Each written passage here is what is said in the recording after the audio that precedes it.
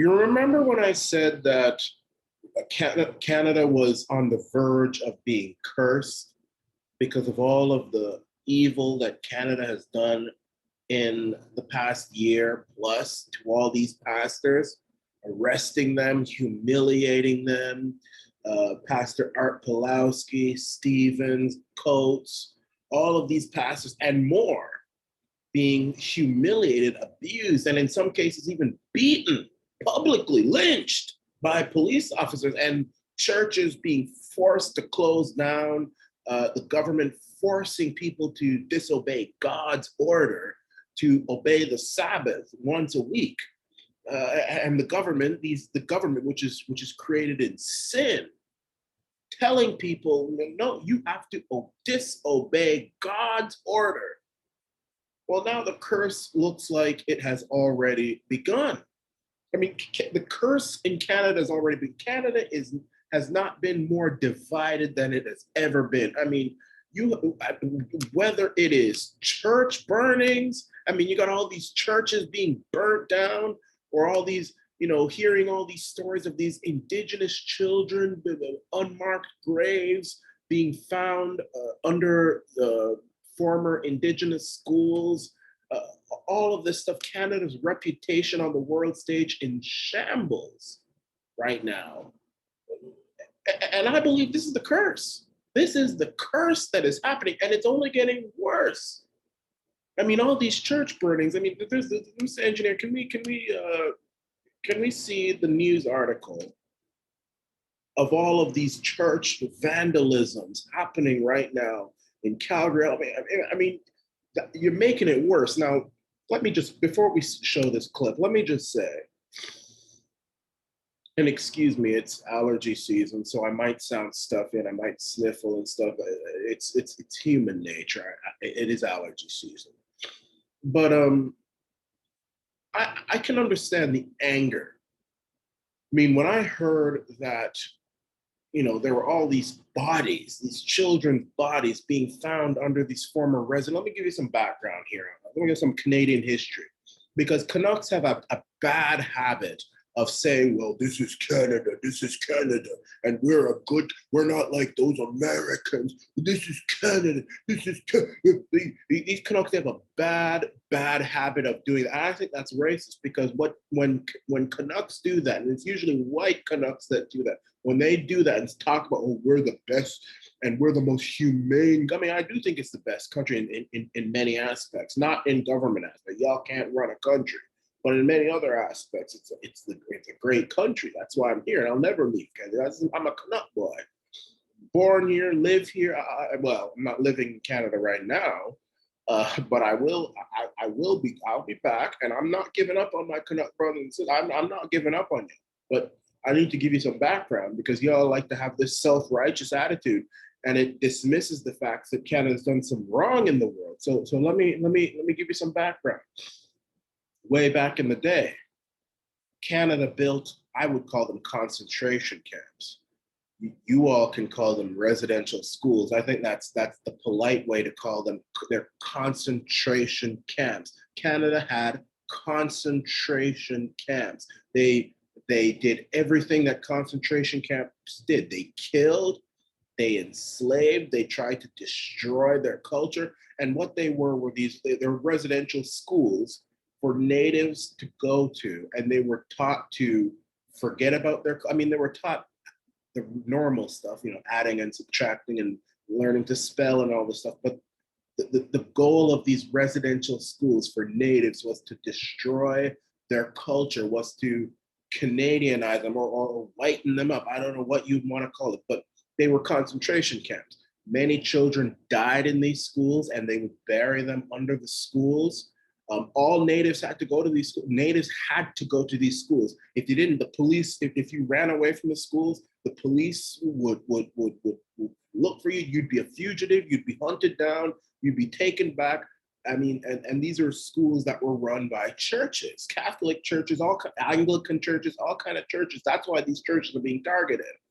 And these teachers would beat these children, would rape them, would abuse them in many different sadistic ways. I mean, it was brutal. These were brutal, and this was Canada. This was Canada. This was Canada. This wasn't America. This wasn't Germany. This wasn't Britain. This was Canada. This so-called righteous country. This so-called woke country. This was Canada. And guess what? You know, I mean, conservative governments and liberal governments, they supported it up until the 1990s. But it was liberal. Langevin, his surname was Langevin. He's the one who came up with this whole residential school thing. He came up with it.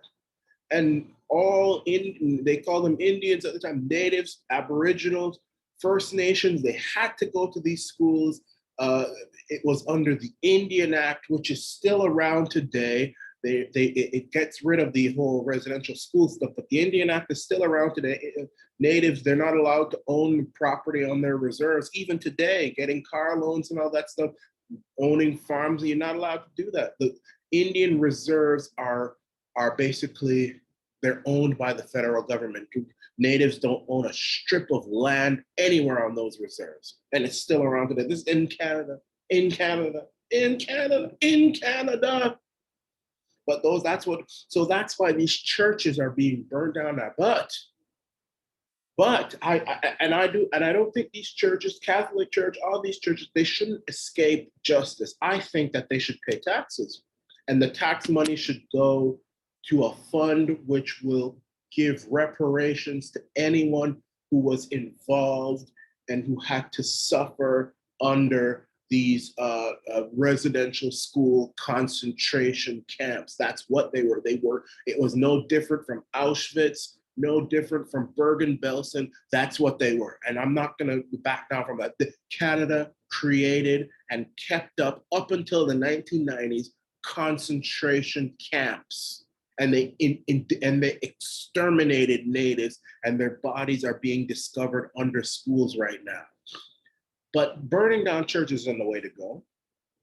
Who said you had the right to burn them? And this is the curse. The curse is happening now in Canada. Canada's reputation is being thrown in the mud now. People look down on Canada. How could Canada have involved itself in this for so long? And these bodies are being discovered. I mean, you even have stories of the Queen and this late Duke of Edinburgh who allegedly kidnapped. I'm not going to get too much into that. The evidence is overwhelming, but innocent until proven guilty, that they kidnapped a lot of these native children. I mean, let's look at some of the church vandalisms that are happening right now up in Calgary. Presbyterian Church. Its pastor says the church is still not sure how best to respond. We're even thinking about maybe leaving the paint up for a while, just as a way of not trying to cover this up, but recognizing that we have a place in this story. Churches across the country have been targeted in a series of vandalism or arson attacks in recent weeks, following the discovery of unmarked graves near residential schools operated by the Catholic. They're not residential schools, they're concentration camps. Church. On Twitter Thursday, Alberta's premier said the vandalism of churches across Alberta is appalling. This is where hatred based on collective guilt for historic injustices leads us. Let's seek unity, respect, and reconciliation instead. The Prime Minister calls the attacks unacceptable and wrong. We shouldn't be lashing out at buildings that can provide solace to some of our fellow citizens, but we should be. Well, it's funny that Tacky and Mac Daddy said that. Let's pause for a second. It's funny that the Tacky and Mac Daddy, Justin Tacky and Mac Daddy Trudeau, son of Satan, just said that. He said the churches provide solace, which is true. But churches are being closed down in Canada. They're closed.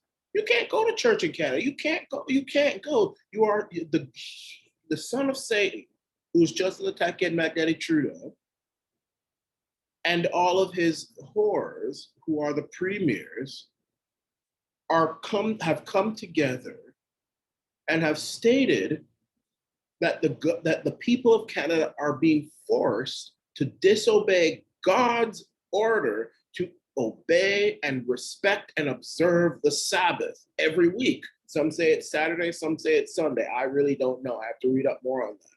But the point is that we are supposed to disobey that. That's what now I'm saying don't do it. civil disobedience. You keep going to church. Pastors, you open up your churches, risk arrest, because I'll tell you, if you don't open up your churches, pastors, because you're afraid of the government, that means you don't believe in God and you don't believe that he'll throw you in hell for disobeying him. If you want to disobey the son of Satan, if you're afraid to disobey the son of Satan and you're going to disobey God, you're going to get something coming to you, pastor. So you better open up your churches. Yeah, you'll go to jail. But it's better to go to jail for God, like Peter and Paul and Jesus, than to face the wrath of God in the next life. Now, Justin Pataki, Matt Daddy Trudeau, Doug Ford, Jason Kenney, Brian Pallister, they're all going to hell. They're all going to burn in hell. I mean, there's no doubt that they're going to go to hell. They're going to go to hell for a number of different sins. And now, if you want to join them, go ahead. But anyway. It's just funny how the Mac Daddy says that, you know, churches provide solace for people, but he's closing them down. So it's a double standard here. Let's continue. Every day, committing ourselves, each and every one of us, to the hard work we need to do. Siksika First Nation Chief Ure Crowfoot says he does not condone any destruction of property, but he also understands people are in pain. There's a lot of emotions going a lot of ways. There's a lot of people that don't know how to feel. Now that these children are literally coming out of the ground, so is the emotional baggage that the survivors put away. On the Siksika First Nation, RCMP are investigating a series of suspected arsons as well, 2 involving churches and a 3rd involving a series of grass fires believed to be deliberately set on Canada Day. The chief says the land damaged was culturally significant, often used in ceremony. And while it's not clear if those fires have any connection to the recent church attacks, it continues to be an emotionally charged time. Heather Urex West, Global News, Calgary. Selling physical products isn't. All right. So you guys see it right here. Canada is literally burning right now. Canada is burning. Canada is in a pathetic, sad state of affairs right now. And Canada really has only itself to blame. You all, I told you, do not do this to pastors. Do not force Canucks to disobey God. And now look what God has done. God has brought misery. God has brought pain. God has brought anger. God has brought sadness to Canada. Canada's burning. People are burning down the country. They're burning down churches. This is God. This is God. This is God, dude. This is God. This is not anything else. When I saw the news of these Native children being unearthed, I knew this was a sign by God. God is a funny individual. He gives us signs in very subtle ways. Very sneaky, and it's up to us to figure them out. God doesn't speak directly like, he opens up the card and he speaks with his mouth. He gives us signs. I mean, if he's angry, he'll you might go to bed and you'll turn over your covers and you'll see a dead rabbit or something in your bed. But when I saw the news that all of these bodies were just out of the blue, just being unearthed in Canada, I said, no, this is the curse. Those bodies are God saying the curse has begun. And now Canada's reputation is humiliated on the world stage. It's tainted on the world stage. The place is burning, church is burning, everybody's miserable, everybody's sad, everybody's angry. People are killing each other, fighting each other, hurting each other. It's the curse. And, I said it was going to resemble the Israeli curse. God has put a curse on Israel, Zionist Israel, all those violence that you saw. This is just the beginning. It's going to be, natives and Christians, and Christians on Christians. It's just a curse. It's going to get worse too. And the only way it's going to get better is, I don't even know if it's even, if it's too late or not. Maybe Canada has to repent and, say sorry to Art Pawlowski and sorry to Pastor James Coates and sorry to Tim Stevens, but I don't even know if it's too late for that. I don't know. I don't know. I really don't know. But I do give my condolences to the families of those children who were unearthed.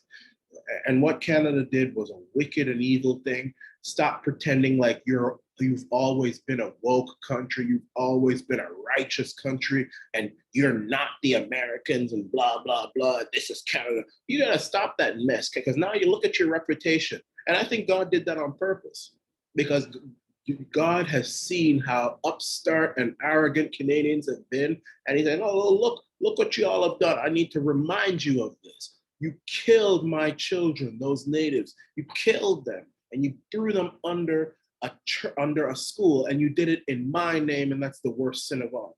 Now look what I'm doing to your reputation. How about that? That's what God is doing. God is angry with the Canada right now. God is angry at my country, and it's sad. Now I do have a home in Canada. That's where I'm never going to give up on Canada. The reason I'm not living there right now is because I don't want to support the economy right now, because we need to do everything we can to put pressure on the government of Canada to end the tyranny over this virus, which kills less than 1% of people, to end what they've done to the pastors of the country, to end all of this stuff, and maybe even to fire all of these politicians in elections. And I'm doing this to big and small business, because small businesses have also been cooperating with the tyranny. So I'm here because I don't want to have to pay HST, VAT on the things that I buy. You know, when I'm here, I don't buy anything in Canada. When I'm there, I do. So I don't want to encourage this thing to keep prolonging itself. And now Canucks, I see that the unemployment rate is sky high, but there are jobs out there, but people just don't want to work. And I say, continue that.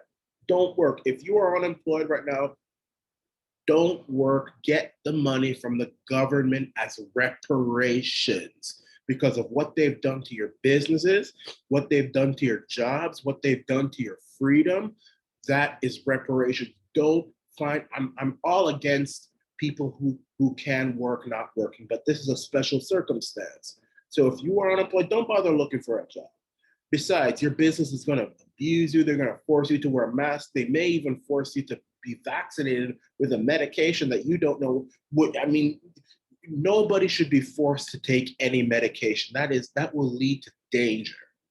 So don't work. Don't work. That's all part of the civil disobedience. And I think people are following our suggestions, and the fight is on. So that's what I have to say right now. Beware, the curse is only going to get worse. And this is the